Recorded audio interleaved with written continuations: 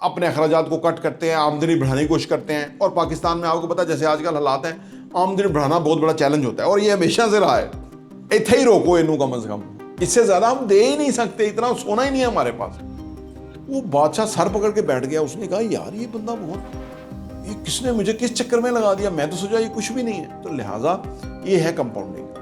कामयाबी बड़ी सिंपल है, लोग उसको कॉम्प्लेक्स कर देते हैं, इसलिए मसले में उलझ जाते हैं। मेक इट सिंपल, एक असासा लें, उसकी पेमेंट करें, जेन्युइन होना चाहिए, लीगल होना चाहिए, एक क्लास जगह पे होना चाहिए, अच्छी बिल्डिंग के अंदर इन्वेस्टमेंट हो, गारंटेड होना चाहिए, पैसा लॉस्ट नहीं होना चाहिए, फाइल नहीं लेनी चाहिए, कागज नहीं लेना चाहिए, जुआ नहीं खेलना चाहिए।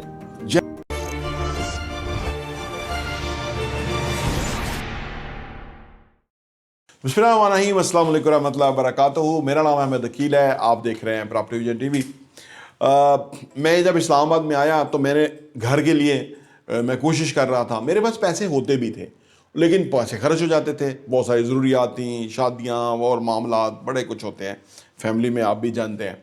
बड़ा टाइम लगा मुझे, लेकिन मैंने फाइनली आई रियलाइज़ कि जब आप कीमतें उस वक्त बहुत नीचे थी रियल एस्टेट की, मैं बात कर रहा हूँ 20 साल पहले की, 50,000 पे मरला प्लॉट मिल जाता था। तो then I manage to buy 5 marla plot बड़ी मुश्किल से। पहला लेते हुए मुझे बहुत मेहनत करनी पड़ी, पैसा उस वक्त ₹1,00,000 मरला हो गया था, लेकिन मैंने वो मैनेज कर लिया। अच्छा, पहली दफ़ा जो पहला एहसास आप लेते हैं ना, वो बहुत मुश्किल हो जाता है। आप अपने अखराजात को कट करते हैं, आमदनी बढ़ाने की कोशिश करते हैं। और पाकिस्तान में आपको पता है जैसे आजकल हालात हैं, आमदनी बढ़ाना बहुत बड़ा चैलेंज होता है और ये हमेशा से रहा है। अभी तो हालात फिर बहुत अच्छे हो गए हैं। मैं अगर बात करूं 90s की, एक हुकूमत आती थी, उसको भगा दिया जाता था, दूसरी हुकूमत आ गई, फिर वो 2 साल 1.5 साल रही, फिर और हुकूमत आ गई, काम चलते ही नहीं थे, मामला उधर ही रुका रहता था, लोगों की आमदनियाँ कोई नहीं थी, आल्दो के अखराजात भी कम थे, चीज़ें सस्ती थी, गुजारा था, लेकिन गुजारा ही था।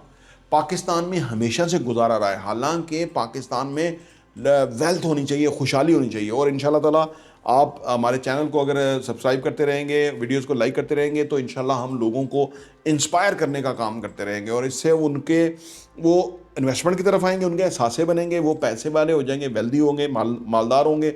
और ओवरसीज़ पाकिस्तानी जब पाकिस्तान आएंगे तो उनकी ज़िंदगी आसूदा होगी इंशाल्लाह ताला। मैं अपना जो आपको कहानी बता रहा हूँ, ये मैंने इस तरह से किया और ये मैं लोगों को बताता हूँ और वो इसको फॉलो करते हैं। तो बड़ी मुश्किल से मैंने 5 मरले का प्लॉट लिया, फिर उसके ऊपर घर बनाया। वो जो मेरा पहला एहसासा बनना था, वो उसकी देर थी, फिर बाद में एहसासे बनते चले गए। होता क्या है कि जब आप इधर उधर की सोचों में रहते हैं, फोकस नहीं कर पाते ना, तो आपकी रियल एस्टेट में अंदर इन्वेस्टमेंट बनती नहीं है। अगर आप इधर उधर की बातें छोड़ के, जो नेगेटिविटी है सोशल मीडिया पे ये वो, उसको छोड़ के आप ये देखें कि हालात हमेशा ही ऐसे रहे हैं। पिछले जो कोई 5,000 साल की रिकॉर्डेड हिस्ट्री है, ऐसे ही रहे हैं। कभी पहली जंग अजीम, कभी दूसरी जंग अजीम, कभी सर्द जंग, कभी गर्म जंग, ये रही है, ये रहती है। लेकिन आपकी जो पर्सनल इकोनॉमिक्स है ना, जो आपकी पर्सनल इकोनॉमी है, आपको उसके ऊपर फोकस करना है। आपने मुल्क का ठेका नहीं लिया, आपका ठेका सिर्फ अपने फैमिली है या आप अपने तक हैं। तो लिहाजा जब आप उसके ऊपर एम्फसाइज करेंगे तो आपके पास कहीं ना कहीं से पैसे आ जाएंगे, कोई ना कोई आप प्रॉपर्टी खरीद लेंगे और उसको आप अगर इंस्टॉलमेंट पे करनी है तो वो करते रहेंगे। आज भी रीजनेबल प्राइस पे प्रॉपर्टी मिल रही है, जैसे कि 15 साल पहले, 20 साल पहले मिल रही थी। आज भी जो लोग ले लेंगे वो 15 साल 20 साल पहले कहेंगे कि यार इतनी सस्ती प्रॉपर्टी थी, हमने ली नहीं। खुदा ना खास्ता वो ये कहें कि हमने ली और फ़ायदा उठा लिया। तो ये वो टाइम है।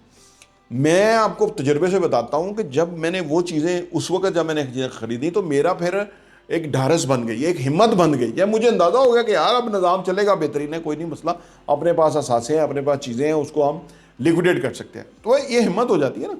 जिस बंदे ने कोई असासा लिया ही नहीं है वो बेचारा कमज़ोर ही रहता है। वो बंदा उसके क्योंकि वो ना एक कमी रहती है ना, उसके पास है ही कुछ नहीं, जो कमाया खा लिया। ये बिल्कुल तरीका गलत है। तो लिहाजा मैनेज करके जब कोई ना कोई आप प्रॉपर्टी ले लेंगे, फिर वो दूसरी प्रॉपर्टी में कन्वर्ट हो जाएगी, तीसरी प्रॉपर्टी में कन्वर्ट हो जाएगी, फिर आप अमीर हो जाएंगे। अच्छा, आप कहेंगे कि जी वो इकट्ठे पैसे आए ना तो फिर हम ले लेंगे, तो ऐसा नहीं होता, किसी के साथ नहीं होता, मेरे साथ भी नहीं हुआ था। आपको कहीं ना कहीं से पैसे को बचाना पड़ता है। देखिए, ज़रूरियात आज भी बहुत है, पहले भी बहुत थी, हर वक्त ज़रूरियात होती हैं, लेकिन आपको फोकस करना है कि यार हमने पैसे को किस तरफ इन्वेस्ट करना है पैसे को। यानी हमने पैसे को, छोटी छोटी अमाउंट को एक बड़ी अमाउंट में कन्वर्ट करना है। देखिए उसमें एक बहुत बड़ा फैक्टर होता है कंपाउंडिंग का रियल एस्टेट के अंदर। ये मैं कहता रहता हूं, लेकिन मैं आज जरा डिटेल से आपको कंपाउंडिंग भी समझा देता हूं। कंपाउंडिंग का जो एक कहानी बहुत मशहूर है, उसको थोड़ा बदल भी लेते हैं। फर्ज करें कि वो जो एक बंदा था, एक बादशाह था ना, तो उसने एक बंदे ने उसके लिए कोई काम किया, उसकी कोई जान बच गई, कोई उसको फायदा हुआ बादशाह को, बादशाह खुश हो गया। उसने कहा मांगो जो तुम मांगते हो। उस बंदे ने कहा कि जी मुझे आप सोना दे दें।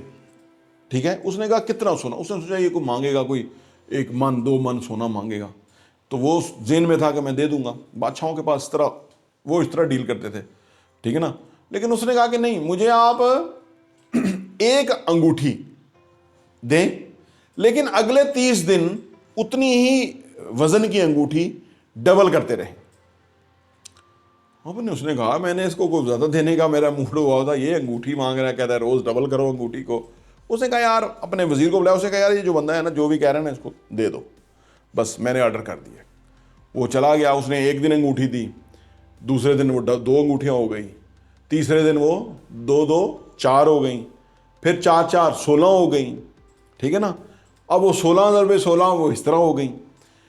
अलगर्ज 20वें दिन 1 लाख अंगूठी के बराबर सोना हो गया। उन्होंने उसका वजन कर लिया ना, कितना होगा। 1 लाख अंगूठी के बराबर सोना जो है उसको चला गया, जिसको बादशाह ने हुक्म दिया था। और पता है क्या, 1 लाख बहुत बड़ा नंबर है, लेकिन 26वें दिन क्या हुआ? 26वें दिन वो एक अंगूठी 1 करोड़ अंगूठी के बराबर सोना हो गया।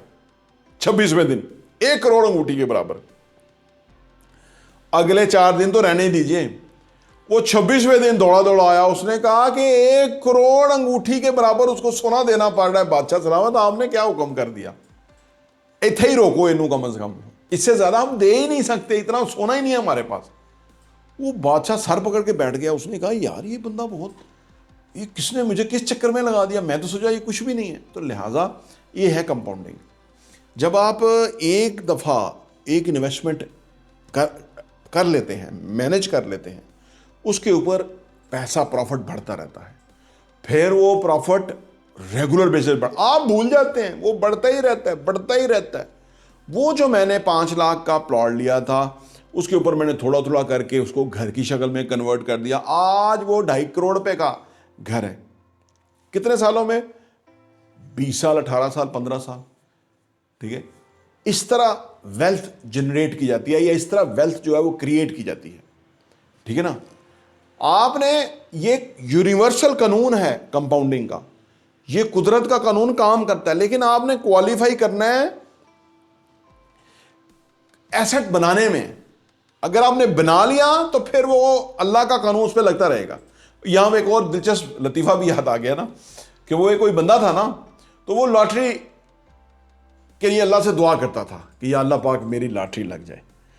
वैसे ये ठीक नहीं है, लेकिन बहरहाल कई लोगों का मिजाज होता है, लॉटरी कभी नहीं निकलती है, वो पैसा ज़ाया ही जाता है। लेकिन इसको एक मिसाल से जोड़ूंगा, प्रॉपर्टी खरीदने से जोड़ूंगा। वो कहते हैं या अल्लाह मेरी लॉटरी निकल आए ना, वो बड़ी दुआएं करता है, बड़ी दुआएं करता है, वो नहीं निकलती।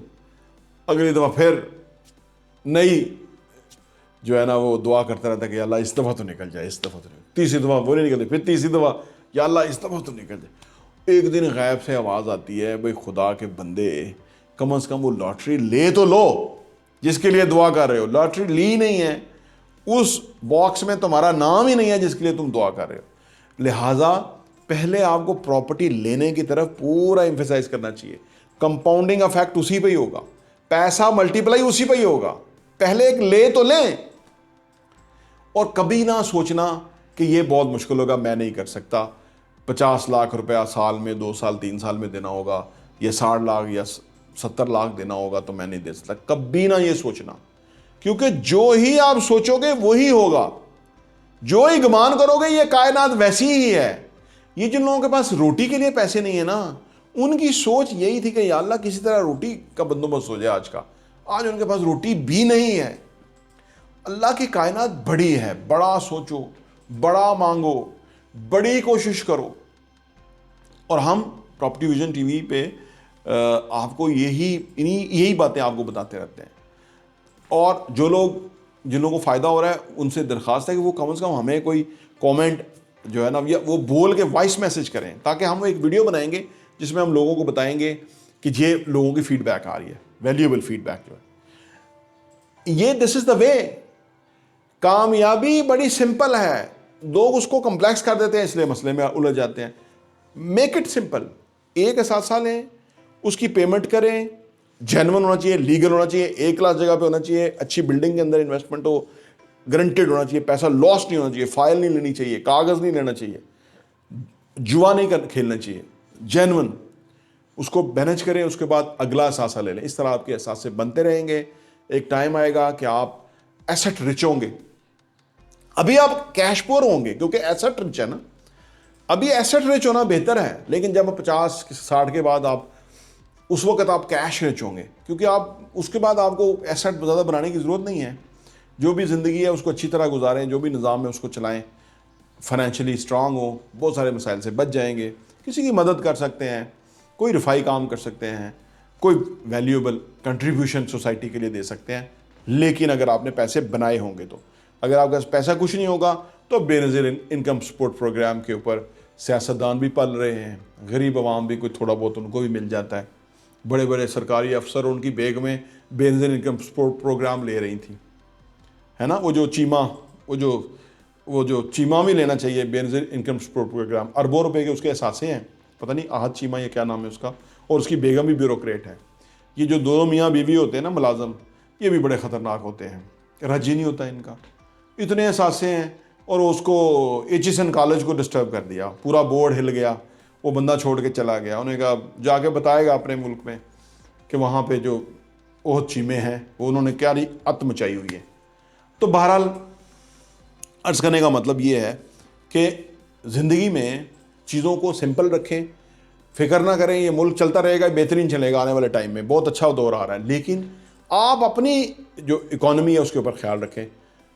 इस पाकिस्तान से लर्न करें। पाकिस्तान में लल्ले तल्लों पे खर्च करते हैं, नाजायज़ पैसा लुटाते हैं, कारपेट कब्रस्तानों में बिछाते हैं, हेलीकॉप्टर को यूज़ करते हैं जी, पीरी टैक्सी की तरह। लेकिन आप ना करें। आप अपने घर में कॉस्ट कट करें, अखराजात को बेजा अखराजात नहीं होने चाहिए, फालतू इलेक्ट्रिसिटी ना ज़ाया करें। बाहर से इंपोर्टेड फ्यूल आता है, डॉलर्स में हम उनको पेमेंट देते हैं तो बिजली प्रोड्यूस होती है। अगर फालतू लाइटें जल रही होंगी तो ख़राब होगा। मैं बस जब वीडियो करता हूँ तो मैं लाइटें जलवाता हूँ सारी, ज़रूरत नहीं है। क्यों बेजा पैसा खर्च करें पाकिस्तान का। तो लिहाजा अल्लाह की ज़ात देख रही है। हम तो इस तरह सोचते हैं ना कि अल्लाह की ज़ात देख रही है, इसराफ़ नहीं। लेकिन जिन लोगों को खुदा रसूल नहीं याद, वो इसराफ़ करते हैं और ज़माना उनको नज़रअंदाज कर देता है। वो तारीख़ के कूड़ेदान में होते हैं। तो लिहाजा आप अपनी फ़िक्र कीजिए और इन्वेस्टमेंट की तरफ आइए जितनी जल्दी हो सकता है, ताकि आपकी ज़िंदगी आसूदा हो। प्रॉपर्टी इंटरव्यू देखने का बहुत बहुत शुक्रिया।